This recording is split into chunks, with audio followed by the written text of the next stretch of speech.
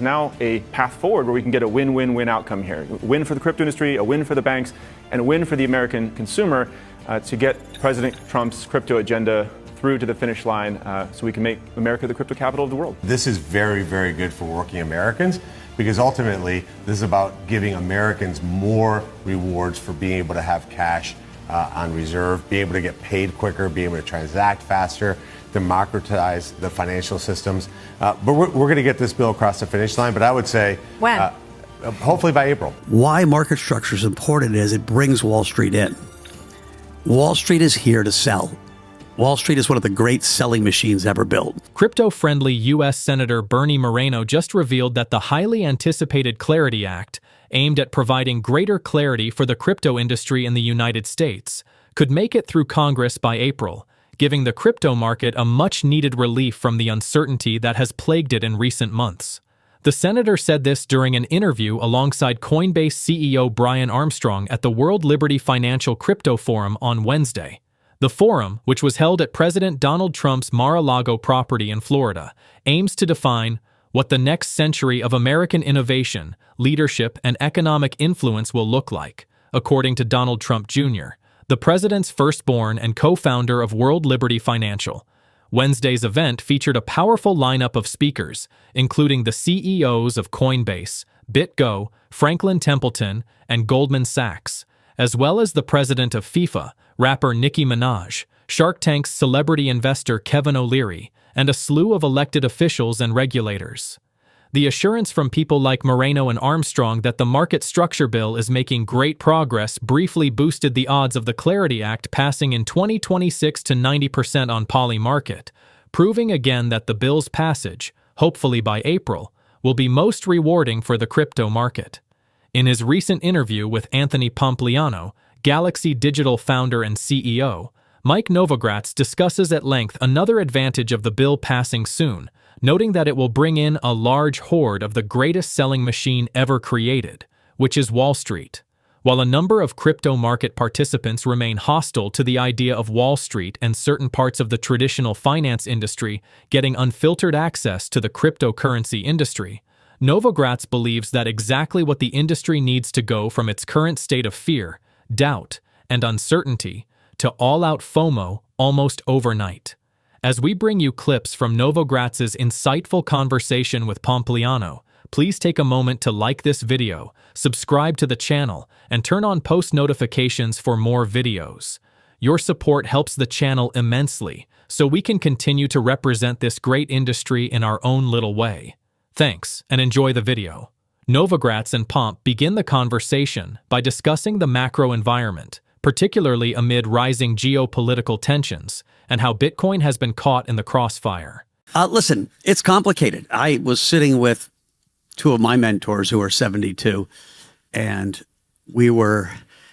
and their kids, I don't know if they did it right or wrong, their kids are roughly the same age as mine.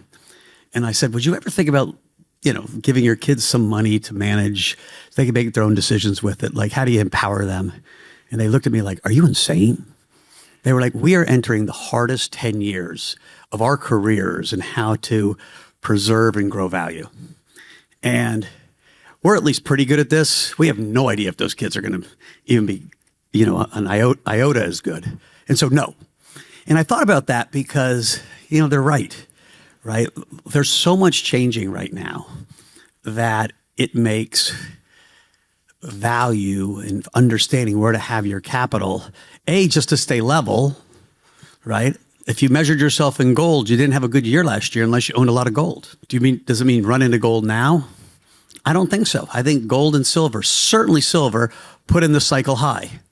If you look at the silver chart and you lay it over any other bubble in history, right? The NASDAQ bubble, the MicroStrategy bubble that we had, you name the bubble, the Nikkei bubble in '89, take the silver chart, put it right over it, and tell me you want to buy silver.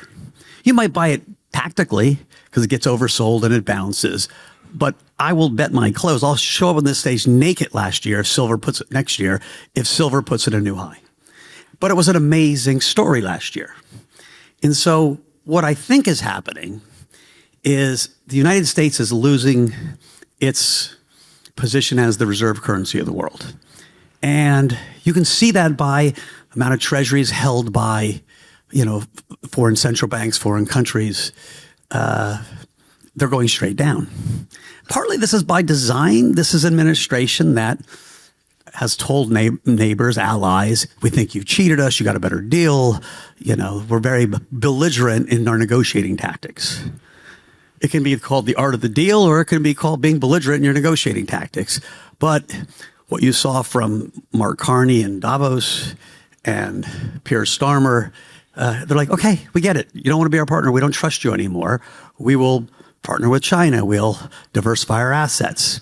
And so the good news for the U.S. is China is nowhere close to being the reserve currency because it's a closed current account. I was actually just in Asia, and I asked 4 different Chinese billionaires, guys who were living in Hong Kong, but mainlanders, how soon before China opens up and has a convertible currency. The most optimistic prediction was 20 years, right? They're like, no chance. There'll be so much capital flight. It's going to, what are currencies about? Currencies about trust. I trust the people in charge to be fair with my money.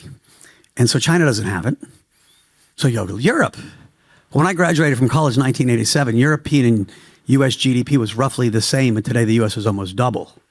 And so you're like, oh, yeah, Europe's not this great growth story. Listen, they have a lot of good stuff happening in Europe, but it's not going to be the reserve currency. And so we're going to be in a world where we're in between, where there is no reserve currency. And so last year it was gold and silver. The year before it was Bitcoin. Got to be in Bitcoin, got to be in Bitcoin. Bitcoin went from 18,000 in 2022 to 130,000. Pretty damn good way to increase wealth. But then it had its movement and it crashed for a lot of reasons we can talk about. And so you got to constantly be on the move to figure out what's working. The trades this year that are, I said made sense about a month ago and I didn't put enough on, short mega cap in the US and long the rest of the world. Look what happened just in the last week in Korea and in Japan. Yeah, European, and Asian stock markets are way outperforming the US. Well, that makes sense, flow of funds, and they've been undervalued for so long. And so I think sitting in your seats is a much harder job than it's been in the past 15 years. It's interesting. I had this idea that we should create like the global wealth currency, which is really the S&P 500, but for the biggest 500 companies in the world. And it's that. As all these countries debase their own currency because of the debt problem, asset prices go up. And what we learned, and what quite frankly Kevin Warsh believes, and I think Scott Besson believes, is that roughly you can grow money supply pretty quick, not stupidly quick, but pretty quick. You can keep rates pretty low. Inflation comes down, CPI, consumer inflation, because there's so much productivity gains. There's so many businessmen saying, I can set this thing up in Mexico and be cheaper than in New York. Or now we've got AI. AI will literally be the thing. Everyone read that article that came around in the last 2 days that should have scared us all. AI is going to crush inflation. And so what happens is you have consumer price inflation go relatively low. That drives asset prices up because you can keep rates low. And what's going to stop it at one point, and Ray Dalio has been aggressive talking about this, is a political revolution. It's Mondami squared. It's wealth taxes, but not at a state level that don't make any sense, but at a national level. It's people just saying enough.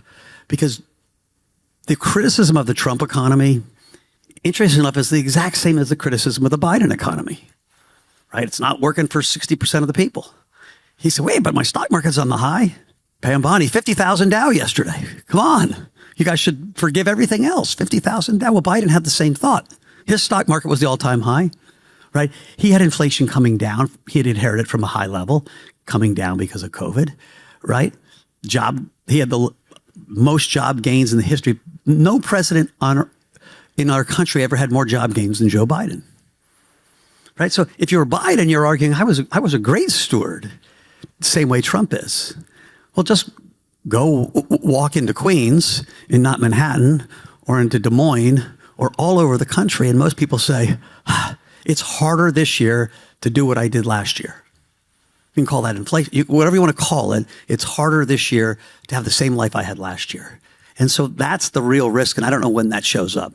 What Novogratz just described is another symptom that the global order as we know it is dying, a sentiment recently echoed by Ray Dalio in a tweet, which reads, "It's official.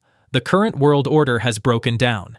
In my parlance, we are in the stage 6 part of the big cycle, in which there is great disorder arising from being in a period in which there are no rules, might is right, and there is a clash of great powers." Dalio's big cycle theory views history as a repeating sequence of order, excess, decline, and restructuring. Stage 6, in his model, represents the phase where the old system loses legitimacy and coherence, leading to rising geopolitical tension, weakening cooperation, and increasing reliance on power rather than rules. In his past work, particularly Principles for Dealing with the Changing World Order, he argued that external conflict intensifies when economic pressures, debt cycles, internal political divisions, and shifts in relative power converge. The references to no rules and might is right highlight the declining influence of multilateral institutions and the growing prominence of national self-interest. In Dalio's lens, this phase typically produces volatility rather than immediate resolution. Markets become more fragile, alliances more fluid, and policy decisions more reactive. This is the exact phase Bitcoin has been preparing us all for since its creation. This is the beginning of a new era, and though things might not be looking particularly positive at the moment, crypto is correctly positioned to play a major role in this new era.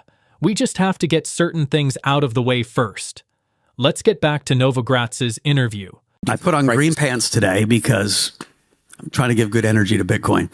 I almost wore an orange jacket.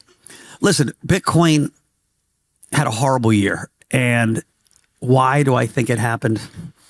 I think we crossed 100,000. We were the best performing asset over the last 5 years, 10 years, 6 years, 8 months. And it felt like we won the goddamn marathon. And we hugged. I even set a celebratory, Twitter to our entire client base. Guys, you did it. This community, I'm so proud of the community.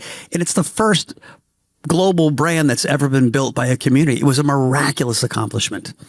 And I think that sigh of relief allowed this religious zealousness. We got to do it. We got to build. We got to relax a little bit. And you started seeing, we had a $9 billion seller. You started seeing some whales sell, not in a mass wave.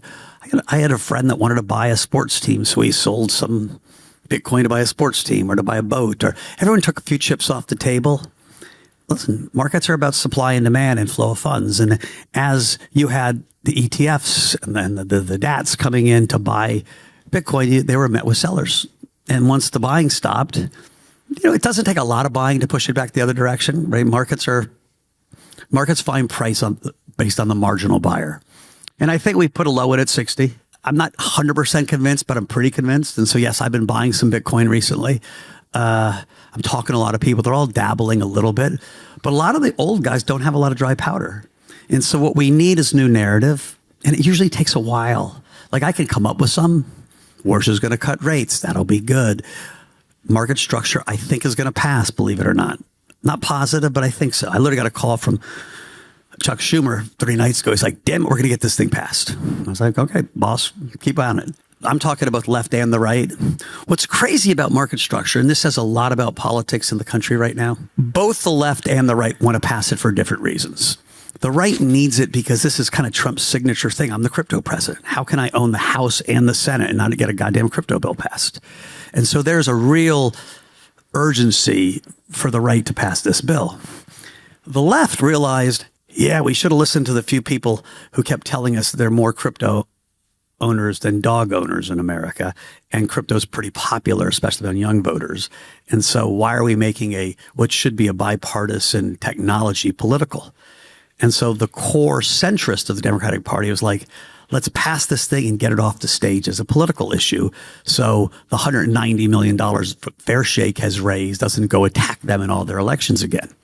Like every Democrat believes that Bernie Moreno won his election over a pretty popular senator in Ohio because of Fair Shake. Right or wrong, that's what they believe. And so both the Democrats and Republicans wanted to pass. The bills are this close at this point. There's one big outstanding. Should stablecoins be able to give rewards? They can't even give interest, but give rewards that kind of mimic interest or not. And the banks are like, absolutely not. And Brian Armstrong is like, absolutely yes. So intellectually, Brian's 100% right. The real innovation is stablecoins that pay interest. That's an innovative product. It's great for the consumer. It hurts banks. What is driving me crazy, and I've been privately loud about this, but not publicly, is the senators are like, you guys have to figure it out. So they keep putting the banks and the crypto execs in an office saying, you guys come up with a compromise. I was like, guys, isn't your job to figure out what's best for the country and set the rules? And you're going to piss somebody off? Okay. Like that's how progress happens. Because of so much money in politics, both Republican senators and Democratic senators are scared to piss anyone off. And so we're in this weird standoff between Brian and, listen, to be fair, the other, Jeremy and Chad Pascal at Paxos, the guy, they're backing Brian. And Brian's right intellectually. Period. I hope he wins. I don't think he will.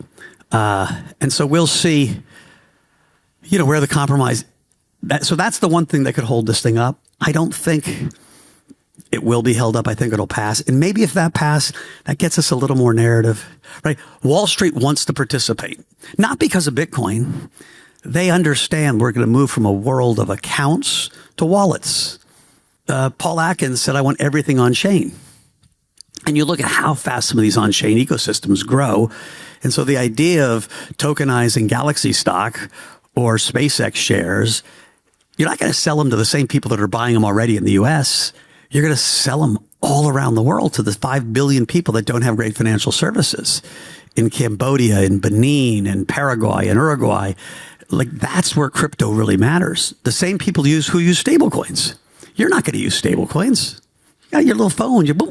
It works perfectly. We have amazing payment systems in America, and we have amazing financial services offered.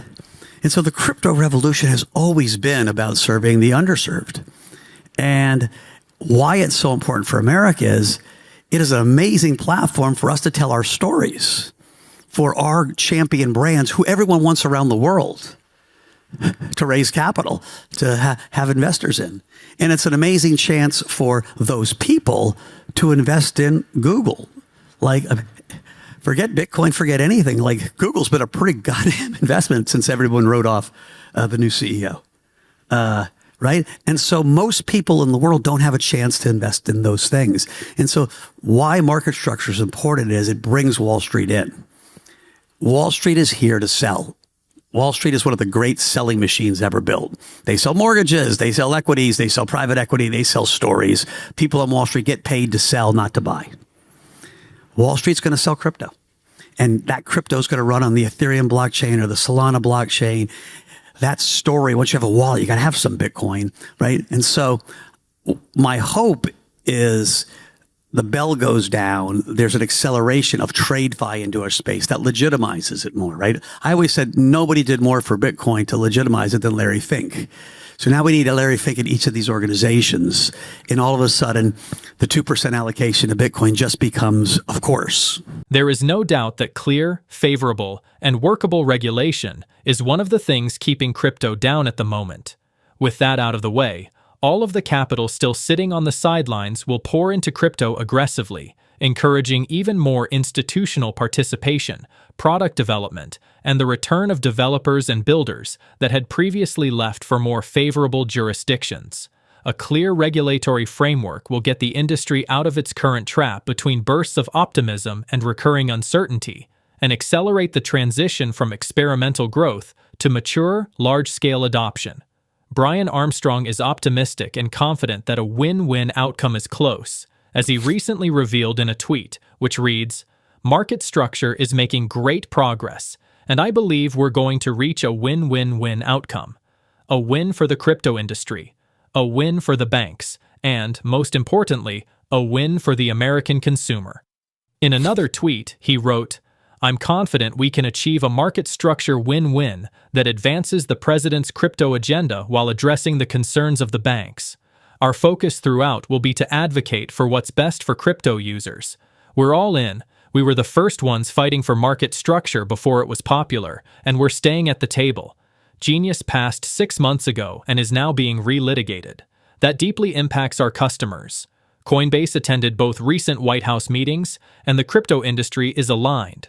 We're making good progress towards reaching a win-win-win between the White House, banks, and crypto, and we'll keep advocating for what's best for crypto users, especially core consumer benefits like rewards.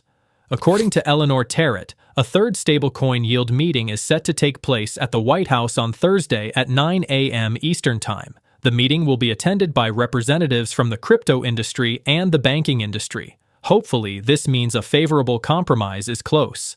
If there is one theme that runs through everything you've just heard, it is momentum, policy momentum, institutional momentum, and market momentum. The regulatory fog that has weighed on crypto for years is beginning to lift, and whether you view that as overdue progress or a fundamental turning point, the implications are difficult to ignore.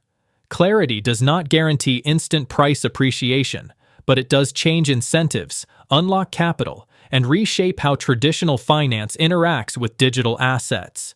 The coming months may prove to be less about speculation and more about structure, the rules, participants, and flows that define the next phase of this market.